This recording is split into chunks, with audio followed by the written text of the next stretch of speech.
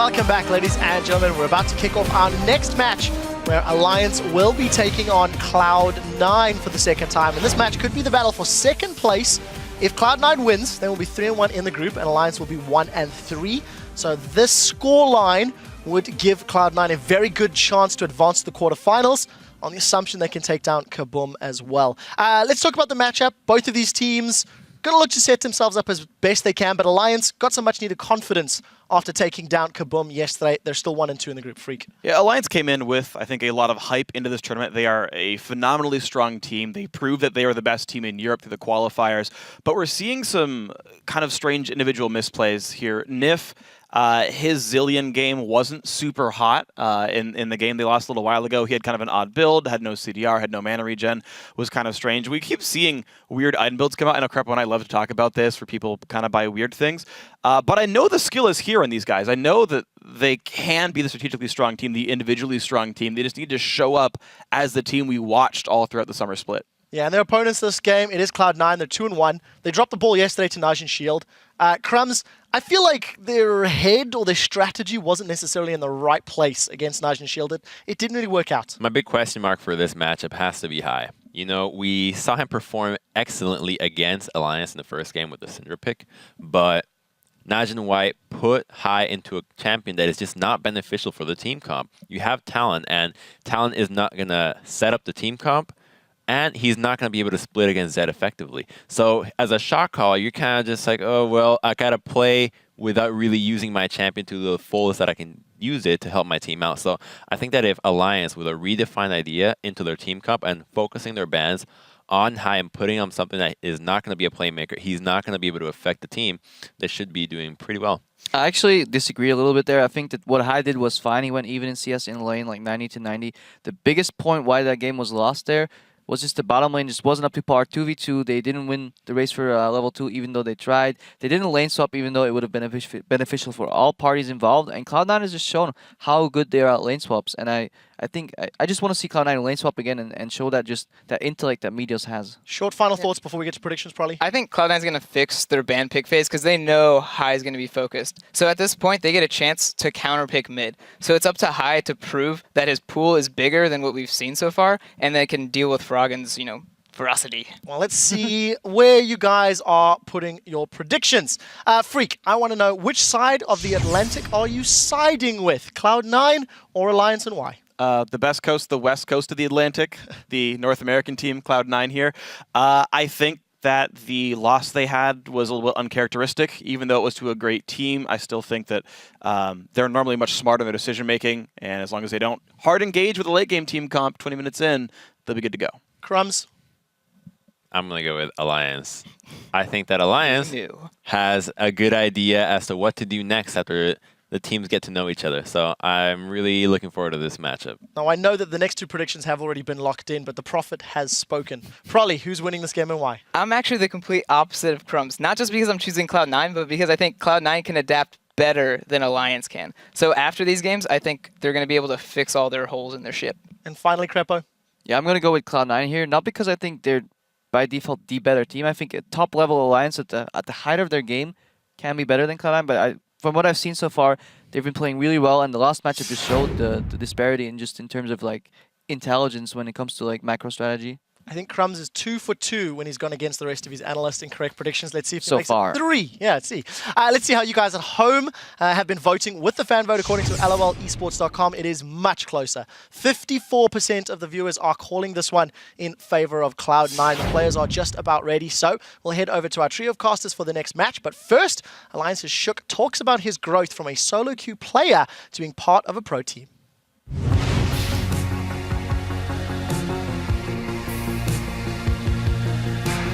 I've been playing League since beta. Since I started in 3 months, I became really good at the game and I just kept climbing and climbing. I enjoyed the game, but I was also good at it.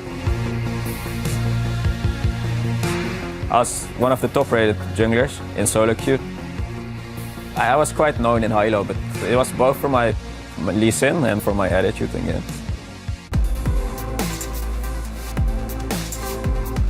I know him since Season 1. In high elo I was playing a lot of solo queue too, and that time he had the reputation of being somewhat toxic. I had a very competitive spirit. Very often, if the game wasn't going well, he would just go AFK after like claiming his teammates and stuff like that. I just got pissed off and I had to vent somehow, and I just chose to do it that way, but it's the wrong way. I was in a team back then. Like, I was pretty sure we were gonna qualify for the LCS, but 3 days before the event, I got banned. So not only me, but my team suffered from that as well. And I was more upset about the team having to find a sub jungler in such a short time. It was quite a failure. I wasted basically 1 year of being potentially in the LCS. I just decided to channel my competitiveness in like a positive way instead of a negative way. He realized that LCS is bigger than solo queue, so he tries to improve every time. What's happened has happened, and we don't really care about the ban. We look at the person he is now. I wanted to get into LCS, but I just decided enough is enough. Like, just keep calm. Like, if you get frustrated, just take a break. Let's just play the game why it's meant to be played, to have fun.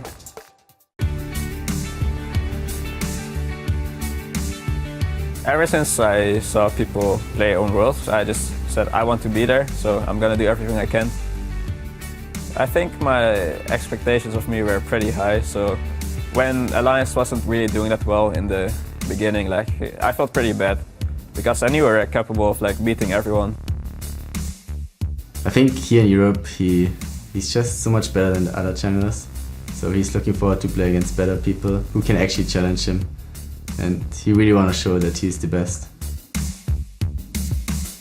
I'm not really afraid to fail. Like, everyone can have bad games, and it's just something that happens to everybody. Like, no one is perfect. Right now, I respect the Korean teams the most because they've been looking the best to me, but I see some flaws in their play. Like, they make mistakes as well, so if we can capitalize on their mistakes, I think we're gonna have a shot.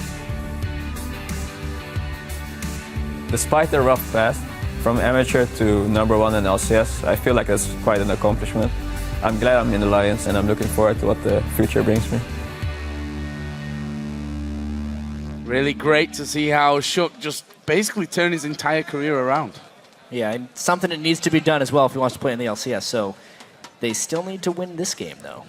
Well, it is an important one, and I'm sure the crowd here is definitely ready for this rematch between the top teams in the European and North American LCS. So let's get straight into the starting lineups. On the blue side from Europe, it's Alliance with Wickd in the top lane, Shook in the jungle, Froggen in the mid lane, Tabzz AD carry, and Nyph on support. Yeah, and on the red side, it is North America's Cloud9. Balls in the top lane, Meteos in the jungle.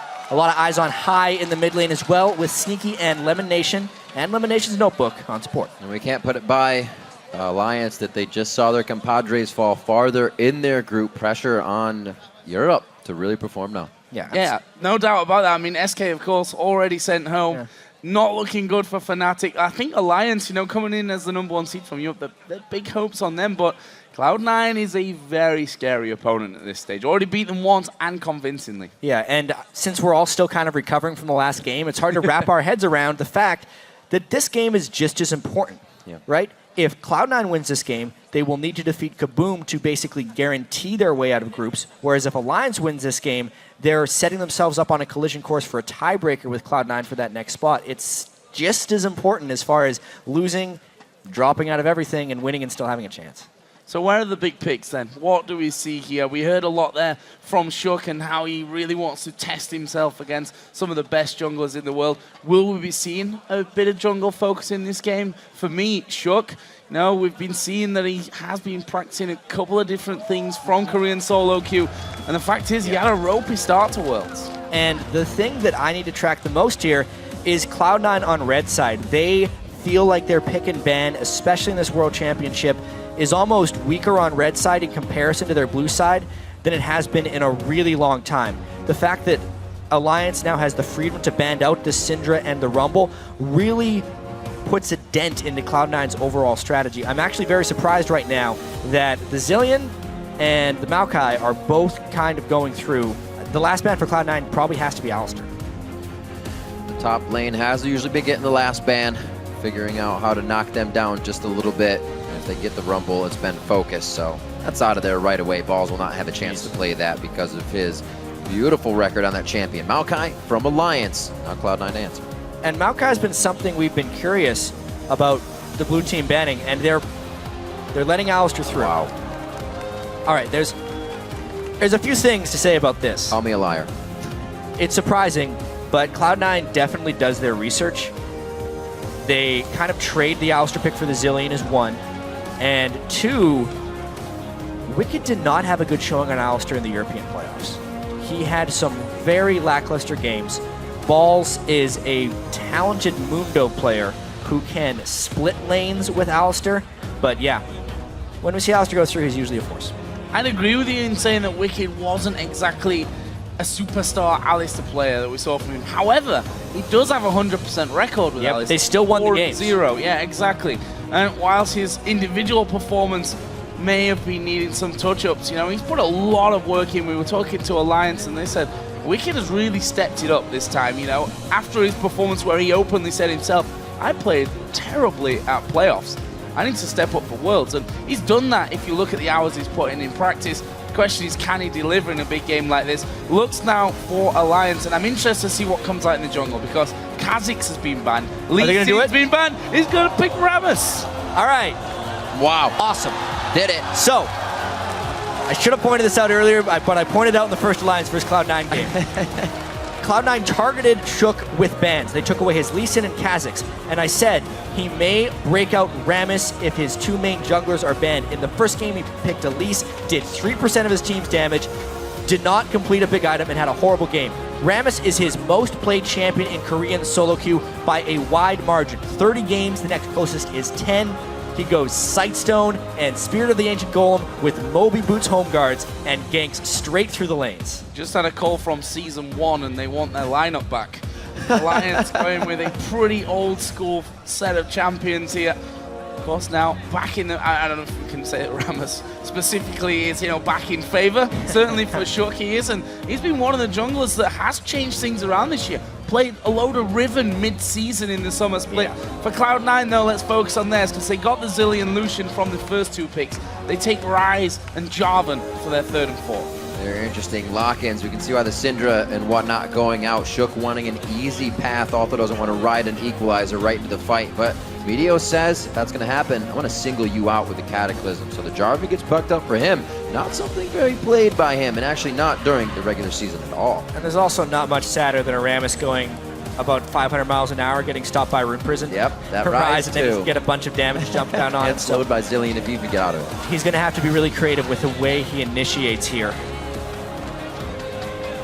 Well, if there's enough chaos from a Froggen on Ahri, maybe that's the case. They really wanted to go old school. Anivia Corki. Why would they pick Corki? We've already got Cogmore in there. I mean, Irelia certainly fits that mold. And we're going to be seeing Froggen on Ahri. So we said this yesterday when we played Najin White Shield that we want to see Froggen on a champion that he can come up massive in games. Ahri could be that champion for him. He had some really impressive games on Ahri in the European playoffs. He actually did a very strange Ahri build where he rushed cooldown boots and then a Fiendish Codec and was basically using it to get off the quickest roam ganks possible and just increase the frequency. But you can only do that if you have absolute command over the mid lane. So it will depend on what High takes and whether it can provide a lot of pressure. What? They would. You could Dark Binding Rammus as well on the way in. They switched this up on us in the last second. I was thinking they had not picked their mid lane yet. And they end up going with Morg. I was just penciling that in as a support Zilean because I haven't seen High play it much. That's going to be very difficult for Froggen to roam on once Zilean gets a few points in his time bombs. Well, we were wondering how these games were going to play out. The first one between these two, quite slow. Would anybody bring out aggression? And I don't think there's a way to go slow when you pick Rammus. Well, Zilean can certainly slow you down. This is true. Morgana's going to stop you chasing into the team. Ryze has got the similar thing. Even Jarvan has to go a little bit more aggressive to knock you up and stop you getting in there. We also saw, by the way, of course, Nyph getting his hands on Alistair. And we said that Nyph's game yesterday on Zilean wasn't the best showing that we've had from Nyph. And Alistair's a champion where you've really got to be on your game. Yeah, there was a lot of fake outs from me. I don't know if Cloud9 and Alliance actually got faked out, but I was a little bit tunneled on the Alistair top lane. and the Zillion on support because that's what we'd seen most of from these teams. But now I'm excited for the difference picks we saw here. Well, I mean, that last game is definitely a difficult one to follow, the Fnatic versus OMG encounter, but we'll see if these two teams can match it. And as the players load in, who do you guys think holds the edge in this match? Tweet at LOL Esports using the hashtag ALLWin or C9Win, and we'll check out your votes during the game. For me, tough one to call, just based off past experience that we've seen so far at Worlds. I got to give the edge to Cloud9, but we're going to find out as we get into game. And past experience that we haven't seen. See if Shook can write the book here on how to be Rammus at Worlds. He'll be locking this one in, and he'll be rolling around the rift trying to create opportunities for the team.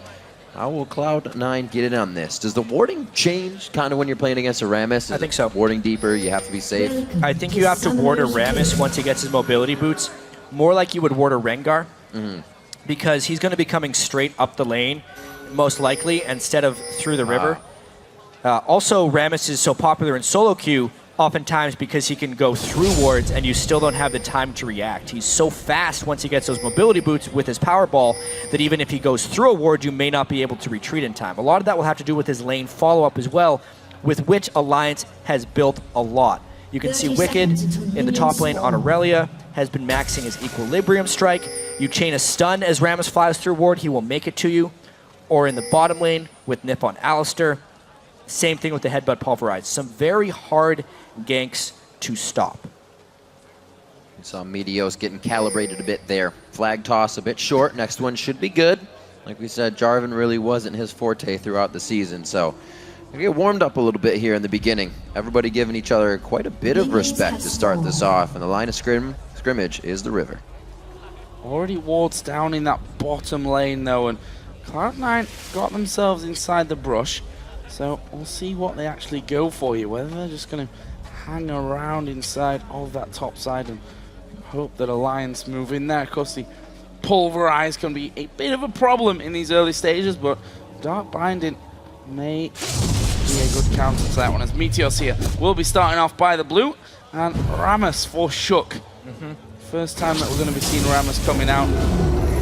Will be starting off down by the red buff. Nyph starts out with heal, so he almost immediately loses his lane presence. He actually used it to try and shove the lane with trample a little bit while not taking too much harass. But as far as retaliating that Dark Binding, Ilyas doesn't have any threat right there. I also like the fact that LemonNation picked Morgan to Alistar because Dark Binding can block a lot of his all-ins. It's an old pick for LemonNation. He's played it a ton in... He's got good aim though. He's got fantastic aim. He's really good at champions that require a little bit more setup and mental game because he's a very good predictor of things. Also, all those picks we were talking about is going to give Shook hell if he tries to initiate with the amount that he can be locked down. It'll be very interesting to see how he works around that. Froggen making sure Meteos doesn't make an early visit towards mid. Shook starts off on his blue. Rammus is actually a little bit vulnerable to early counter jungling, so Shook's start, he must feel relatively fortunate here to not be disrupted in any of his jungle paths. And a lot of people don't pick Rammus in competitive play because if he falls the slightest bit behind, he starts feeling really useless. Watching his first few ganks could very well decide this game. Oh, good charm there from Froggen onto High. It's going to give him quite the chunk of damage to put down. Did take a bomb for his pleasure, but that mid lane is somewhere that we're going to have to keep an eye on. Wickd also was chunked down earlier on, and again, Ball's going to go quite aggressive onto him, using a lot of mana early on. Looks like we're going to be seeing the first gank coming in as well from Meteos, and of course I curse that as he walks straight back into his jungle. Yeah, hatching that ward right above Wraiths and seeing Balls, like you said, on something that he can be aggressive. He's been put on Shen in the past and things he has to play safe, and he's been vocal. He does not like that. He likes to be able to fight with the team or even control his lane by himself. More action to the bottom. Nyph catching all the bindings. Good hands. Good hands. So there was an old strategy in around Season 2 where Alistar would actually max heal in lane. COG used to run it with Vayne often, and they would just use Alistar to take hits while Vayne CS'd. Nyph has yet to choose which skill he maxes, but he's definitely taking a lot of hits and trying to rely on that heal for sustain. It's a sneaky amount of sustain if you put many points into the heal. We'll have to track that since they are at a bit of a disadvantage against Black Shield in that lane. Meteos is actually coming through the lane towards that top side of the map as well. Maybe trying to get some early camping onto Wickd. See how that one all works out for him. There's another binding lands there onto Nyph. That tormented soil getting a couple of ticks off as well. So LemonNation so far been pretty much on the mark. That would obviously happen, as I say it, with his dark binding aims is what I wanted to say, as one wildly misses and goes through the brush. But could also argue that he was maybe having a look to see if Shook was in there. Very well could have. I mean, Rammus, we've yet to see that Rammus gank. He is going with a more conservative Rammus style, actually. An early Quill Coat instead of trying to get Boots mobility right away, but the Boots are on the way. I feel like that'll be his next buy. Kind of rushing towards each one of his camps, probably, as you say, to get those boots, and we'll see what kind of effect he can put in the game. Meteos, we just saw him up top a little bit ago, paying consideration to Wickd on his Aurelia. It can and will wreak havoc if he gets a good laning phase. As you're saying before, Joe, Wickd also stepping up for the team, and when it goes well, the team also starts to play well around him. So if they can get that going, thumbs up for Alliance.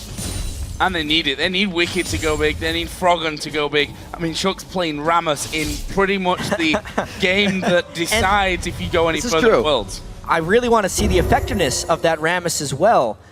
Looking at all the things that Cloud9 has picked here, I mean, even just a black shield on whoever he powerballs into will deny the taunt. So he's going to have to be really creative. Hopefully he can just get farmed. Rammus has some of the best health scaling in the game in the sense because if he puts his defensive powerball, it gives him so much armor and magic resist, his effective health goes absolutely crazy. But that takes, once again, a lot of farm. And I don't know if Alliance has that kind of time. Well, they'll have some time. Seeing the tears on the side of Cloud9, it gives them a bit to work with. Not a lot of damage is going to be coming out just yet. Meteos again.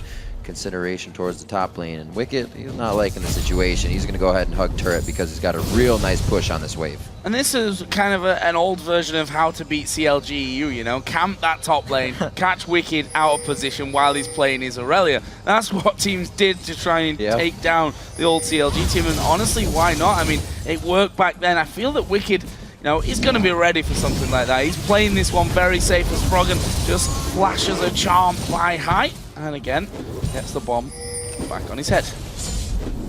Definitely seen out there. They have the idea of where Froggen is. That means Wickd now goes aggressive. Before he was playing completely passive, but that instance of knowing where Meteos was, he wants some damage. Really good damage too. It's the Sheen Rush for Wickd. It's something he's been relying on. He gets such good damage trading with his Equilibrium Strike plus the Sheen proc from his auto attack just to burst him down, and Rise is a very vulnerable little guy up there early on in the game. Well, we've yet to see Rammus come rolling out of the jungle, and he's going home again. 37 CS he's got. He farmed really well. Farming, Past the 6, yeah. A lot of farming in there, and will come back in with those boots of mobility. So this is where he can really get going. He kind of pulled the Meteos on Meteos there, where instead of trying to pull ganks early, he just did a bunch of farming while he relied on his lanes not to die to ganks, and then outpaced the enemy jungler. He did hit level 6 first, he has more CS, he's got his boots of mobility first, whereas Meteos is still clearing jungle. What's his focus? Every lane can supplement this crowd control that he brings as well. Stuns from all, charm in the middle. Looks like he'll go back for blue to make sure he can get power balls off more. Actually, he's going to give this one up to Froggen, as usual. Didn't think Froggen was going to have time to step aside. He has time for everything. Wave pushed up in this bottom lane, looking for these guys to hit 6, as Sneaky's done that first. And it looks like they're going to pay Balls some attention here as he hatches that one. Just sitting on a ward. I'm a little concerned here why Shook is trying to gank through the river when Rammus ganks so amazingly through the lanes. Bit of wasted time there for old Rammus. I wanted to reply with just okay, but I feel like we could get a fourth caster in here just to provide that for us. The Rammus commentary. And okay every now and then will certainly add to the atmosphere. Shook actually on top of a pink ward there. We'll put a pink down of his own and spots that one that's actually been down for quite a few minutes. And Shook is going to be getting some clearage going on. So, where's he going to be able to get involved in the game? Because it's all well and good farming up. If, you know, you need to make impacts here. You need to be able to get in there, get your lanes going. I suppose you could argue that while Meteos is farming as well, Shook could technically just keep playing that game. Oh, Transcendent Blades onto Balls in the top lane. Wickd with the level advantage and the CS advantage here, playing it very nicely. I don't know if we're going to see more pressure. Shook's kind of, he doesn't know where he wants to go right now. He's kind of just hovering. He still wants to punish that top lane. Something that happened in Cloud9's first game against Alliance is they allowed the Aurelia through. Now Alliance is going to try and punish.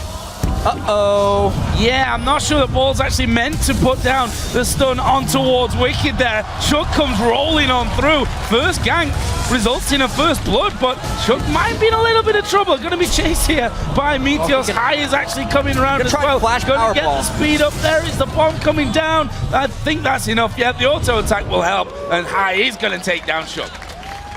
I have to say, Balls did not play that gank properly. You would want to Rune Prison the Rammus and then run away from the Aurelia, but they were pretty close together. And then they also killed him not even near the turret, but at least he prompted the overdive. He knew he had the collapse coming back up, so he is behind Wicked's Aurelia, which is really scary, but at least he gave High a kill, so it's kind of a trade. A little bit of back and forth, but Wickd to that Triforce faster, a very scary thing. He is not afraid to put his foot down and start making plays for the team. See what kind of advantage can be grabbed here in the bottom lane. So far, it is a 20 CS lead in favor of Sneaky. Shook charging up here. Zoom. Looks like he could zoom. That's going to be a face-to-face hit-up. Wow, Meteos in the back pocket of High here. Gets the Zillion ult down. The Ignite will not tick fully, so he's not going to come back stronger. Might have given them a chance to re-engage, but they back off for this one. Summoner's blown in the mid lane. And actually Shook there going for home guard, so he's going to be coming out of base with roughly 4,500 move speed. That is the rough estimate of his move speed. It's also the common build you see on Jungle Rammus. It's very much solo queue, but it's also the most effective way of building Rammus. We'll see how quickly he goes back. Generally, you just burn a bunch of health and mana and you don't clear the jungle too optimally, but that doesn't matter because you get back to lane in an instant with home guard power plays. And it creates such a dynamic, too, that Cloud9 has to think about. The window for jungle ganks usually slows down after you get a gank, but he is going to be back every time, and something they can be caught off guard with. Not caught off guard on the first dragon. That goes over to Cloud9. 12 minutes on the clock. And that was basically just Balls going bottom lane instead of back to the top lane. It will hurt him in the short term, and I think the main threat for Cloud9 here is if Wickd can run over Balls in that top lane, because based on the team comp here, Cloud9 needs that mid-game power spike, and therefore they need Balls to actually get to his Rod of Ages pretty quickly. And if Wickd is able to overcome that with a more powerful Aurelia that can then roam down and start taking over the game, it will throw a pretty big wrench into Cloud9's plans. Thrown from Nyph here. Up and Shook get in some wards. What's his death squad looking for the top lane? They considered, let's get Balls again while he's up here. Wait a minute. Balls isn't in his top lane. 4 people to the top side here. Maybe they'll get a turret out of this one. Wicked's been freezing it the whole time, so they think Balls is standing on his turret. Yeah, they're prepping for a dive. Instead, they're going to get a turret, and it's actually a turret trade. It's almost like an early game lane swap, except it's happening in 13 minutes. Yeah, and they lost the dragon just before that, which I suppose is very much Alliance style. You know, we're not comfortable enough to challenge for the dragon, give it away rather than losing a few kills as well. They do get that top turret back, but leaves them 1,000 gold. Behind the Shook is gonna find Balls here. Let's see if Balls can actually get away. Nyph moving in, the bombs start to come down. Charm will land onto Balls, but they've not done enough damage to finish. Yeah, nice defensive showing there by High to just prevent the all-in, since it would have been chrono shifted away regardless. Alliance is in a pretty peculiar position right here. They burned a lot of their stuff to get that first catch on a ball, so they don't really want to show into the mid lane now. Ping in the top lane from Balls. He says Wickd is MIA at this point. Doesn't look like they really have the flank to get in on anything here. Good wards coming in from Cloud9 and both Alliance to try and make these work. Nobody really coming up with too big of an upper hand. The gold from the objectives in favor of Cloud9. And these lanes have opened up quite quick. There's a lot of roaming here. Whoa. There we go. Yep. Just about Recall is not the same for a home guard Rammus than it is for anyone else, because he gets back to mid lane in about 5 seconds after recalling. He just bought a ward. Like, that was his only reason for recalling, but he filled up his health and mana, and then he just goes and takes blue buff. funnily enough, I wasn't all that far away with 4,500 movements. Well, reaching 1,000 there, speeding out of base. Froggen will be getting his blue buff gifted over to him. Has a lead in the lane in terms of CS, but of course, High does have that kill with Zillion. Theans will be coming up first for High, along with his tier, of course, getting stacking. So building up those minor items. Similar scenario for Balls in the top lane tier, and has got the blasting one. So Rod of Ages will be coming into play soon. Trinity Force for Wickd, though, is a big item. Pretty crazy how much Balls is trying to avoid this top lane. You do not want to give Wickd any bigger of an upper hand other than CS at this point, but Balls will fall farther and farther behind as this happens. And that's the big reason Balls is avoiding Wickd in that top lane. I mean, Wickd is, unless he's willing to push into the second tier turret, right, not going to pull much pressure up, he should probably be pushing this as quickly as possible. However, he actually doesn't know where Balls is. He's hoping that he's denying him CS up there. Balls is just willingly denying himself. It's a potential danger, actually, because he is still going to fall behind in experience and gold. He's now 2 levels behind Wickd. Oh, Shook might be in a little bit of trouble here. Although, there is a ward down. So they spot Cloud9 coming in. Cloud9 do get that vision down. Know that they need to be careful now on this bottom side of the map. There is the binding actually giving the position away. Shook says, you know what? I'm just leaving you guys to this one. Let's see if they can actually hold. Looks like they will, because Sneaky and LemonNation not going to push any further. A lot of forward wards put in this one by Cloud9. Let's see how they act on these instead of letting us get swept out. Meteos actually is going to just protect High as he backs in the mid lane. Shook standing on a ward as he throws one down. Have not seen gank coming from him too much. On the Rammus, it's been more of just in and out, put some wards down, not too many ganks yet. Yeah, and with the Sightstone now, he's really heavily involved in vision control. Was not able to impact his lanes that greatly. However, the one lane he did impact was impacted in a very huge way. It's the largest discrepancy we see in this game. And you can tell Balls has to 100% avoid Wickd. It's a huge amount of map pressure lost. And if Wickd can make it down to this next Dragon fight, it will be very interesting. Well, they are starting to move in. More wards cleared out by Meteos and LemonNation. Bottom lane is pushed up, though, in favor of Alliance, so they can choose to get a bit of free turret damage. Wait until this next dragon comes in. There is a nice little binding through into the brush, which will catch directly onto Shook. Alliance deciding actually not to follow through on towards the turret. They do, however, have vision of Meteos coming down. Wickd throwing in a Giant's Belt after the Triforce. Both him and Tabzz now have that finished up. So this Dragon in 30 seconds. Some nice item spikes there. Sneaky getting his Infinity Edge in as well. So a lot of lanes staying close, barring that top lane. Good trade back and forth. Froggen, about even. And Wickd is just so strong right now. Even if there's evenness on other roles, he could completely turn the tides of this fight. It's all eyes on Wickd for Cloud9. How can they avoid this massive Aurelia that actually has a lot of health with the Giant's Belt and be able to continue to contest objectives? Well, we're going to find out here as that Dragon does come live. Wickd actually headed to push the bottom lane out. We are seeing blue buff about to be given over to High to aid him in this next fight. Alliance certainly have positioning on that one, and LemonNation there stood right on top of a ward, will allow them to see that binding coming through. The charm almost landing there, but didn't actually connect. An Alliance, they're moving for this bottom tower. Even on the bottom side of the map, Wickd getting free farm. Now Shook and Nyph joining him. Froggen will be there as well. How are Cloud9 going to react? A nice minion wave in mid will be able to split open the map for them. Cloud9 made some pretty critical mistakes in their loss to White Shield yesterday, where they had a mid-game disadvantage, but they continually forced fights. Right now, their mid-game disadvantage is against the Aurelia, so everywhere Aurelia goes, they're trying to avoid. However, Alliance did beat them to the spot. And then they're leaving Balls, the guy who has been behind back to guard. This is not going to work out too well. An inhibitor turret, sub 20 minutes coming in for Alliance. This is a stark difference from Why stop there? There's only 3 people from Cloud9 defending. This is an interesting one indeed, as they are going to go towards Bolt, takes all the damage, flashes away. He's got the Chrono Shift on. Looks like Cloud9 might be able to hold them off. Shook actually getting the heal there to keep him alive. It didn't quite finish off that inhibitor, but they may be headed off here as they try to escape.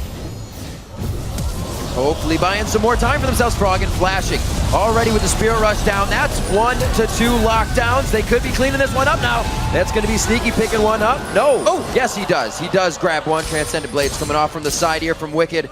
He throws a few out for the fans. He does get a kill for himself. What a strange series of events there. Cloud9 was opting into the trade, and then they kept 2 people around for a little bit longer. Now they think they have a free dragon, but not everything in League is free.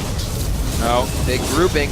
Here comes Shook as well. They're going to go in towards high. He's got his ultimate back up though. Bomb on Wickd said Meteos actually going very, very low. But where's the focus here? Everyone's low, but no one's down. Sneaky finishes off Nyph. Shook's going to fall low.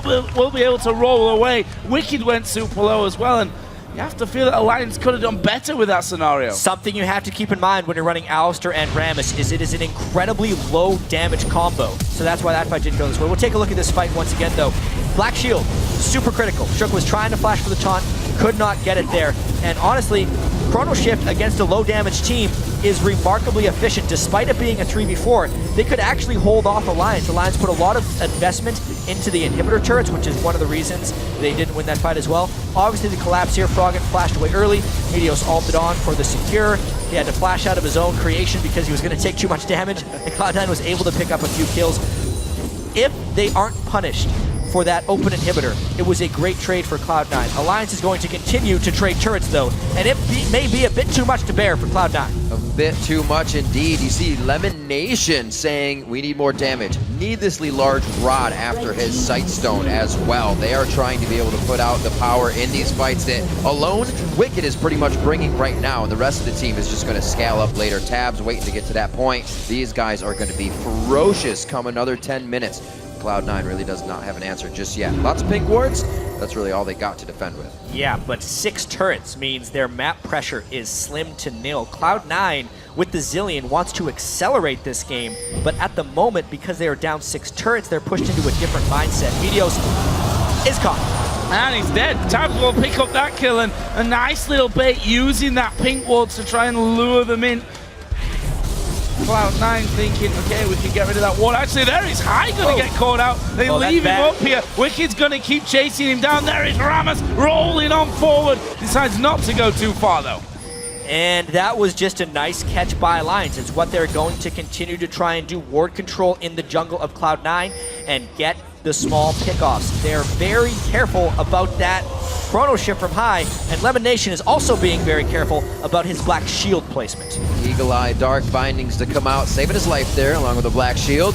Sneaky and Balls trying to be a 2-man team as they push down the mid lane. Those turrets they have already dropped though, but they can't afford to spread themselves thin right now. It's going to be the buddy system as they have to clear out some of these wards. Alliance is left behind. Slow play right now from Cloud9, but not the case for Alliance. An entire split, an entire year for them to really produce this type of team, and it was shaky at the start coming into Worlds, but definitely showing up. Right, when we look at Alliance's story as a team, they had a very slow start. It took them a while to learn how to play as a team, but also to play against their opposition. They built the team, though, to succeed at Worlds. Yeah. Now, at Worlds, you don't exactly have very long to adapt your opponents. Their first round in this group, not a luxury. They went 1 and 2. They have to adapt now if they want to make it out of the group and find victory where they previously found defeat. Well, let's see here. Froggen trying to get the cash onto High inside of his own jungle once again. Didn't quite get in there. Meanwhile, Sneaky quite happy to just push through. He's going to be taking the 4th turret of the game for Cloud9. And we're 23.5 minutes into this one, and 10 turrets are down already. Well, there are a few turret kills in the last game, so maybe they're taking cues. We'll see if this one ends a little bit faster than Fnatic versus OMG. It's just as close here, though, in the mid-game. I do wonder how Alliance is going to find the right type of picks, because the Chrono Shift and the Black Shield are big blockers for Alliance trying to find the right kills. This is Scepter coming in from Froggen. Interesting. Usually see the Deathfire Grasp trying to pop a Zillion, trying to pop the support, but he goes for the magic resistance plus that magic shred. So, well, they're really trying to diminish the damage from High and Balls at the moment. They don't think Sneaky's at a point where he is an adequate threat yet. Plus, they have Rammus, who can just be the one guy to taunt him and take all the Lucian fire. Well, then they just have to worry about the magic damage. And with that DFG, High's just going to ulti whoever gets hit with a DFG as well. So we'll see how this one all works out. Waiting for Nyph to maybe get started here, because once he lands a decent pulverize, there's good follow-up with the charms coming through. Actually, Cloud9 here headed straight down this middle lane. They want to go on this inventory. LemonNation's really low on mana for Cloud9 to be posturing so aggressively. That's what Nyph sees. He goes. The double headbutt pulverized from Nyph with his ult on. They're on to Tabzz, but it's only Meteos. Ball's trying to focus that. Chrono Shift's going to come back up for him, but they're standing in tremors right now, and it's a lockdown kill onto Tabzz. The Cathian surprise to deliver out the damage does not help, but Balls is on the run here. Alliance coming up on the fight overall. Actually, a 2-2 across the board. The magic of Zillion. It seems like they would actually have an edge, but they have to kill Balls twice. Tabzz and Nyph actually get singled out by Sneaky on the other side of the fight, while Wickd was diving Balls really aggressively, and somehow Cloud9 gets away with pushing a little bit deep. Looks like Froggen might be trying to go up this mid lane here. Cloud9 actually full on recall from those 3 remaining men that didn't go down during that last fight.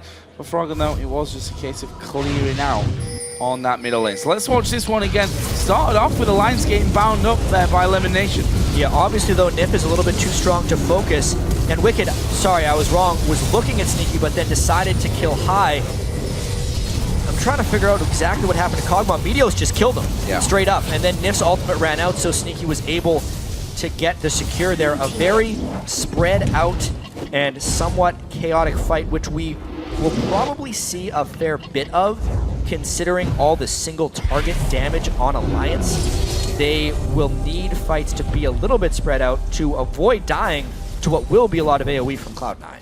And I'm interested to know what the comms are for Cloud9 right now. Usually only high in the team fights, but he's got so many different things to think about with being a Zillion. Who's he speeding up, slowing down? Who's he throwing Chrono Shift on? Is it really him still calling the shots in these fights?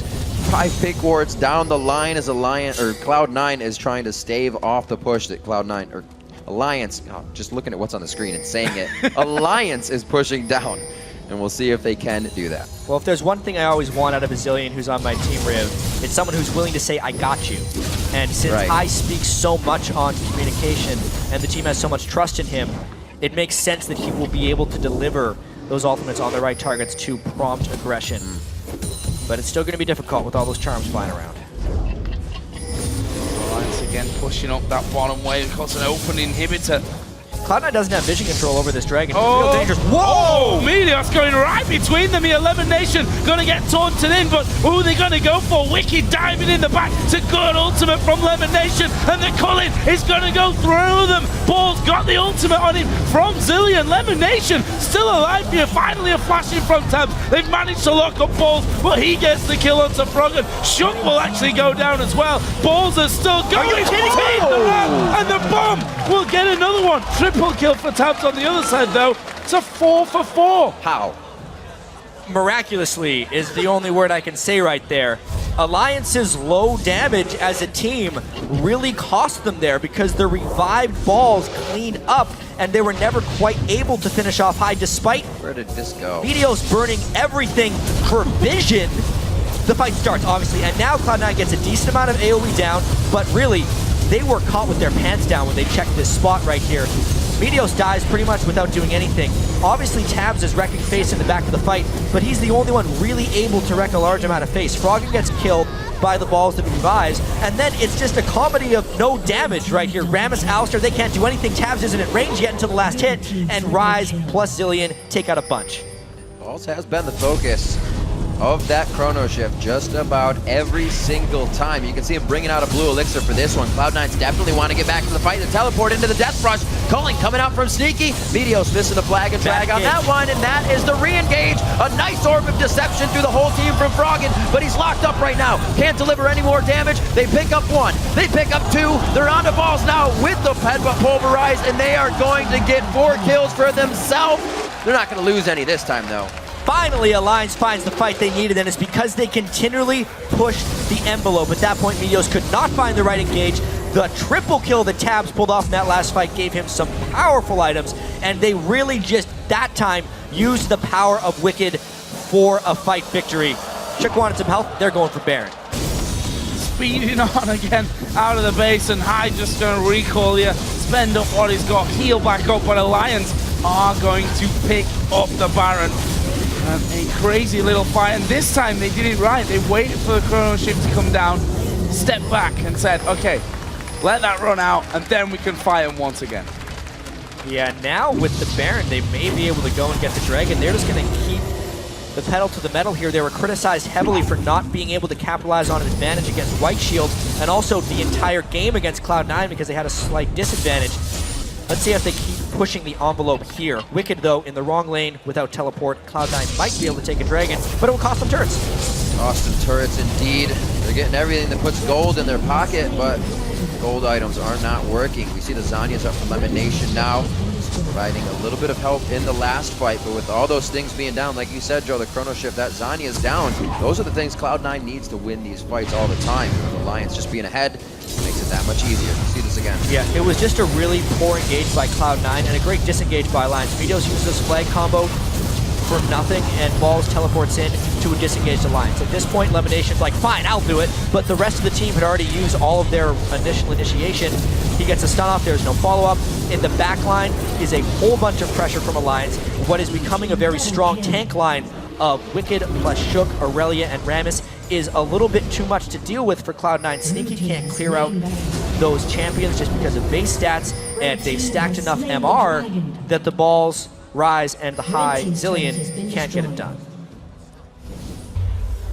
Well, Froggen here, just getting himself that blue buff. There's a lot of wards down here for Alliance, and that's another point that they've been criticized on. Their vision, if you think back to that White Shield game, oh man, you can argue that they walked far too often into darker areas of the map where they just not got the wards down.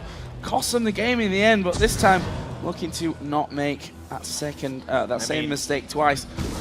Yeah, Ruby Sightstone and a Spirit of the Ancient Golem by Shook. Even if his wards get cleared out, he's going to have a whole bunch more to place down.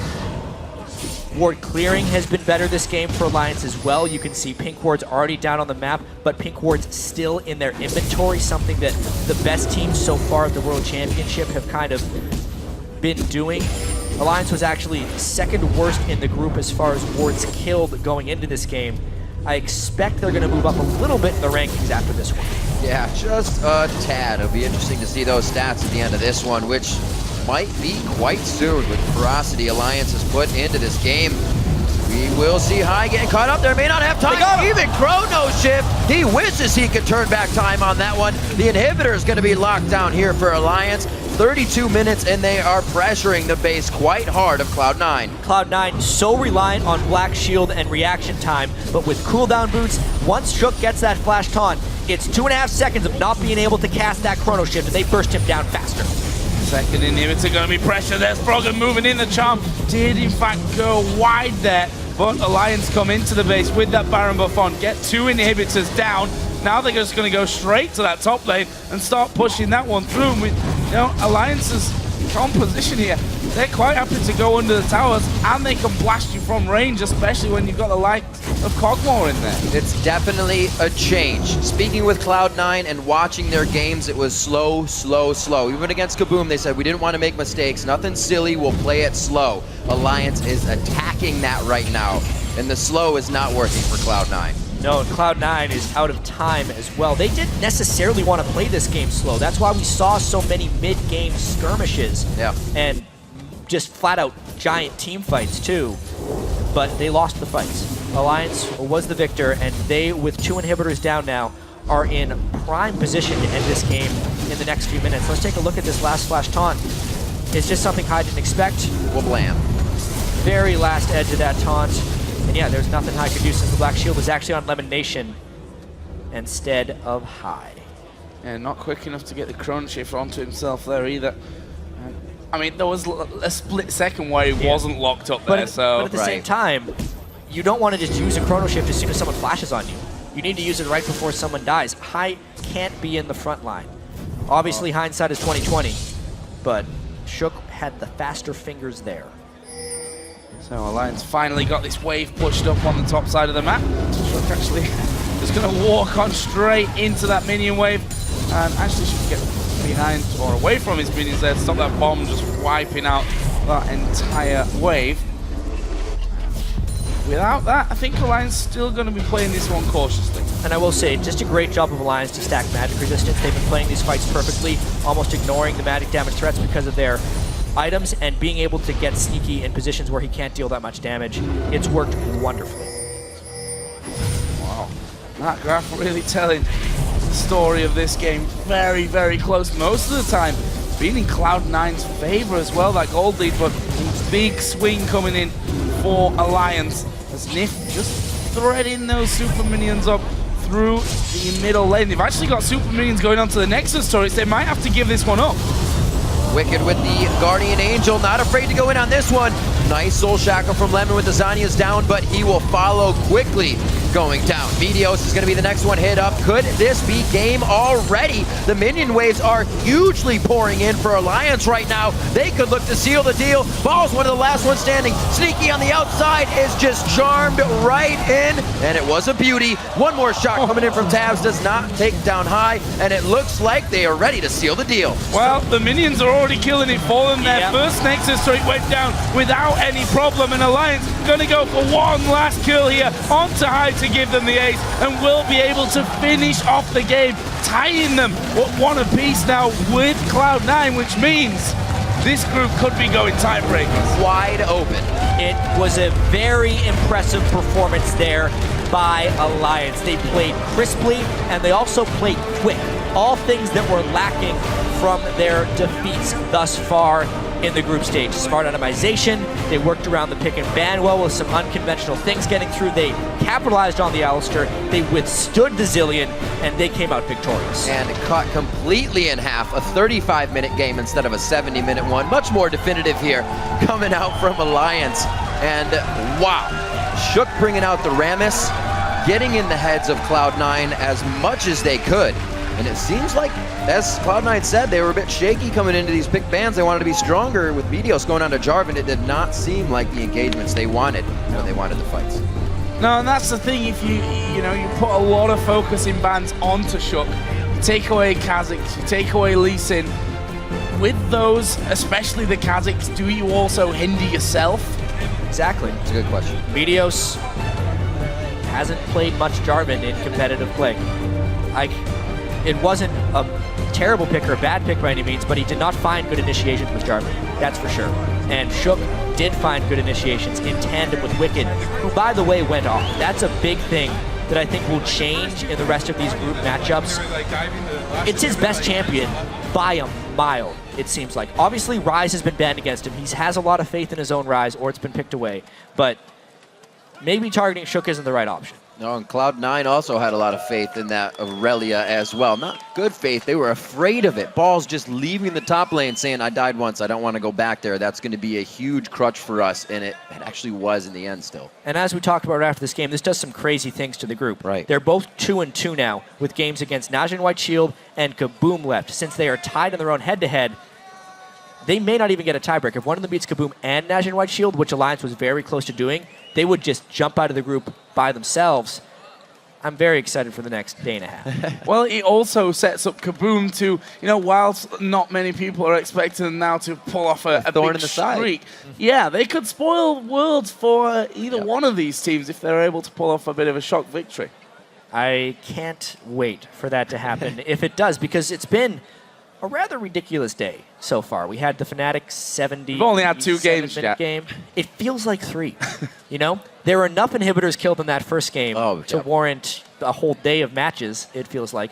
And yeah, obviously Alliance feeling like the last European hope here. They needed to win this game, and now they're 2-2 in the group, still in position to make it out. And they did step up. People are definitely going to realize when Wickd gets going, the team feels good around it. Froggen said himself, if things happen, it's on me. But it seems like everybody's taking a bit of the weight to even it out as well, to make it a lot easier throughout the game. And you've got to, it's all well and good Froggen saying it's my fault if we don't succeed, it's my fault if we don't win and do well, but at the end of the day, League of Legends is a 5-on-5 team game that every single component of that Alliance lineup needs to be really on the ball if they're to win. Yep, and Froggen was good that game, but the rest of his team was honestly better. It was Wickd and Shook getting those ganks early on, it was Nyph finding the initiations, and it was Froggen following up and being a good teammate.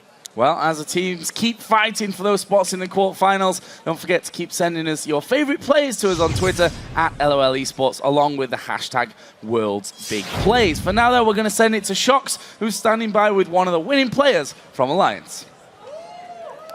Thank you very much, Joe. I am indeed joined here by Alliance's Froggen after that victory over Cloud9. Froggen, talk to me about you guys' composition. We saw the Rammus coming out there for the first time. Interesting pick. Yeah, so Shook has played quite a lot of low elo solo queue in Korea, and everybody picks Rammus and Fiddlesticks, so he just tried to pick up Rammus, and it seems like it worked out. It absolutely did. Talk to me about your pick for Ahri and your quite defensive build going into this. Why did you decide to play it like that? Generally, all the team is really squishy for coming into the mid game, and all I have to do is dish out a lot of damage, and it doesn't matter if I focus one target on Ahri because they have Willian, so it's better just to get tanky and more consistent damage output. And it also reduces everybody's magic resistance, which means Kog'Maw can deal a lot more damage. So it's just overall a really good build, I feel. Yeah, great build, great strategy in this game overall. Tell us a little bit about what happened in the first days here, not the Alliance we're used to seeing. Yeah, we had some problems with our team compositions. We picked team compositions that's really out to play correctly, and this game we tried to pick an easier composition, and we got some really OP champions, so it worked out better. How do you reflect on that personally? Because, of course, there's so much hype coming in and people saying Froggen is a real deal. Does it matter to you in the end as long as you get the win? It doesn't really matter to me in the end because, like, this game, like, Rammus and like Shook and Wickd played really, really well. They had really good synergy, and I just focused on shot calling instead of actually trying to make plays, even though I have a playmaking champion. So I think it's just overall the synergy in the team that needs to get going before we're really good. Well, you talk about it needing to get going. You have Najin Wild Shield rematch coming up. That is so crucial for you guys. Will you be able to catch up in time? I think we showed that yesterday, that we could challenge them really hard. We just have a few things to fix, and then I think we could drag a victory back. All right, it'll be a fantastic matchup. Thank you very much. Congratulations. Thank you.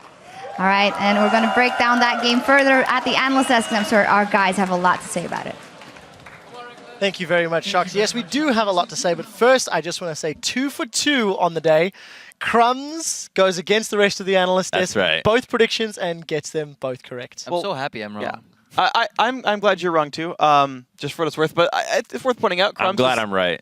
I am too. He is the most successful player on this entire analyst desk. He's the only team to win a series in the NALCS playoffs. Oh. So I gotta say, of course he's right. Good about on that. you, Crumbs. Well, let's talk Good about on the you. game. Start with picks and bans. Rammus pick comes out. We've seen it twice this year from the Europeans. Once when Wickd actually played it top, and once when Diamond Prox played it against Fnatic. Not really competitive. Crumbs, I know you played it last year, if memory serves correctly. What did we think of it? You said competitive. Well, I like to see the Rammus. I like the Rammus, but I did not like to see the Jarvan from Meteos. Now, what tells me seeing that Jarvan pick means that when they early pick Zillion, right off the bat, they're already committing to a mid lane Zillion. That's because you're taking Jarvan because you want a physical jungler while having 2 magic lanes. So you have Ryze top, Zillion mid, really heavy magic damage. If you take an Ilyas, the other team can really itemize just full on MR and kind of negate 3/5 of your team comp. So they kind of stuck with the Jarvan in that regard, but I feel like they should have put something else. Like the Jarvan is just, it's such a hard champion to pull off, to be honest. Against Alistar, out of all champions, he can literally combo every ability that you have. And when you go in, he combos on your backline, and there's no way you make waves as big as he does. So, Crepo, I like the Morgana pick into a lot of the single target CC from Cloud9. Picks and bans went out that way. The game felt like an extended laning phase, but Alliance seemed to have the strategic edge this time around, pushing around the map. Do you think that's true, or what's your opinion? I'm not even sure. I think the early game, both teams had good responses to what was going on, but I think what the key factor that broke up and opened this game was a dive on top lane. Basically, getting Aurelia ahead, getting Shook the necessary kill he needs, because if he sits on that build without getting any advantage ever, he's going to suffer through the mid to late game. Diving, if you saw that Balls, he just left that top lane after the dive, he could never go back. Cloud9 was playing a very, very tower-focused game initially, and then transitioned into a dragon. Sure, and Balls sacrificed himself, but Wickd got so big that it was impossible to ignore in the teamfights, and I really think that play, that single play, is what basically tilted the game for Alliance. Freak? Yeah, I really agree. I really love these dive-focused junglers. We see a lot of teams who want to play a very slow early game. They wait to 50 minutes to do anything. But we've seen how darn good Alistar is. Hits level 6, dives turrets forever. We've seen Rammus, even with rank 1 ball curl, can just dive turrets and tank a bunch of shots and not care about it and just set up these lanes for advantages. And I love these jungle top synergies where they get the one-on-one kill, that matchup snowballs, and it is it's oftentimes so hard to gank top because of the position on the map that lane is in. You can't flip the matchup back a lot of the time. Crumbs, I see you get very excited. Yeah, oh, this is really exciting. So the entire game, Meteos is really trying to counter gank a top lane gank from Rammus, and Rammus never shows up. And he goes, I think, twice and then gives up on it. He's like, okay, you know what? I'm going to triple ward top. So he had a ward in river, a ward at tri, and a ward at doubles to protect the gank from Rammus. And then Shook magically finds a way, and he just goes through the lane and gets a gank at the perfect opportunity. So he just never bit the bait that Meteos was trying to set up, and that ultimately snowballed. Like he somehow knew that Meteos is putting all of his attention on top, and he just completely bypassed it and won the game from that. Well, let's accelerate to about 27 minutes into the game. There was 2 very dramatic team fights that happened back-to-back, just 2 minutes apart. So this is the first one at 27 minutes. We will fast forward to the one at 29 minutes when we get there. I think Krepo and Crumbs, you guys were very excited about these 2 fights. Krepo, kick us off for this one as we roll the clip out and tell me what's happening. I just want to describe like what both teams are trying to do here. This is a very brawly fight. Meteos makes the mistake of going in here, and then Alliance kind of makes the mistake of overextending into the choke. They could just turn back on Meteos and try and kill him. Froggen does a good job jumping and distracting, jumping back immediately right here as well. Wickd goes in deep. But this is the problem. If you engage into a Morgana, she can soul shackles very efficiently, and that's why LemonNation was building that Zhonya so he could keep doing that later in the game. But eventually he fell behind, and then that's why he needed the kills more as well. The Chrono Shift kind of comes out too late. Bowser's already dead. But what ends up making this a 4v4 is Tabzz moving to the left right here. He wants that Morgana so badly, even flashes for it. Keep your eye on Rise right now. Kills Froggen as he spawns. The bomb comes out on Nyph later. And Balls basically picks up 3 kills because Tabzz just wanted the Morgana. The game could have been over here already. And the fight could have just been played better on both sides, but it just shows you how much of a brawly type of game this comes, especially when you add Zillion into the mix with the Chrono Shift doing really good things sometimes and doing some things really poor, as we'll see in the next team fight. Yeah, now we're going to have a fight where the game actually is over after this one. So we start off and notice that Cloud9 has almost no vision into this. They only have a ward at Island. Now that's going to come into play later on when Wickd goes in, because they have no sight on high, but since he casts a bomb on them, on Wickd, he reveals himself and gives Wickd an opportunity to jump to him. So roll the clip. He jumps in right here. The TP immediately from Rise. So Alliance disengages, tries to get away from the culling, and right now Chrono Shift goes on accidentally on high. Meteos goes in. They need to leave at this point, but they get baited by the Morgana bind. Morgana goes in to try to distract him with a huge soul shackle, but it's too late. Rise came in into melee range of Rammus, gets taunted, and you just can't go in this positioning. You have to just leave. After Chrono Shift is down, you need to realize how big of an ability this is for your team comp right now, and just accept that they could have left the fight and just leave Morgana to go, but overcommitting to baiting themselves through a bind cost them the game and that fight. Following the rest of the game, it was fairly clean from Alliance. They really didn't put themselves in risky situations. Probably, we haven't heard from you much this segment. What did you take of Alliance's team fights or how Cloud9 played the matchup? I really liked Alliance on like 2 big fronts. The first one was the team fights. I thought they did a really good job of splitting their focus. They had Aurelia and Ahri, and you never saw them just stack all on one person. They kind of kept their damage spread around. And like Froggen said in his interview, he got a tankier, more sustained damage build, which I thought was really important. And then the second thing was Alliance's way to win so far has been to focus ganks top. And all of that works really well against C9 because their bot lane isn't super prominent. Sneaky and Lemon haven't been like hard carrying games. So when Alliance is camping top, Cloud9 can't take that much because their bot lane isn't just like stomping that way. Yeah, I just want to point out just a little bit more about that, like the debate about Meteos against the Zhonyas. A lot of people on Twitter were calling out LM, like, why did you not build Meteos? You know, is Krepo going to whine about this again? But I actually think if you're Cloud9 and you're ahead, I think Zhonyas is a really good choice for those fights because you can move forward and Alliance can't really turn as hard on you and just nuke somebody down because you'll have the black shields and the turns are very telegraphed. If you're behind, however, you saw they needed that Meteos and they fell behind, and that's what cost them the game because you saw Shook at the end of the game. He knew there was no reaction speed on the black shield enough, flashed on into immediate blow up, and High couldn't even do a thing.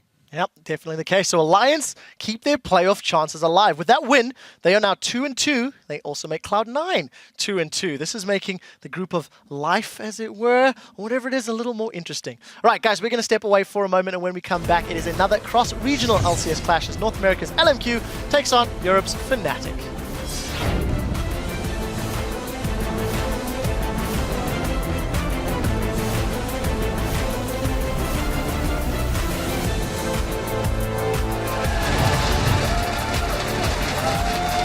They managed to lock up Balls, but he gets the kill onto Froggen. Shook will actually go down as well. Balls are still going.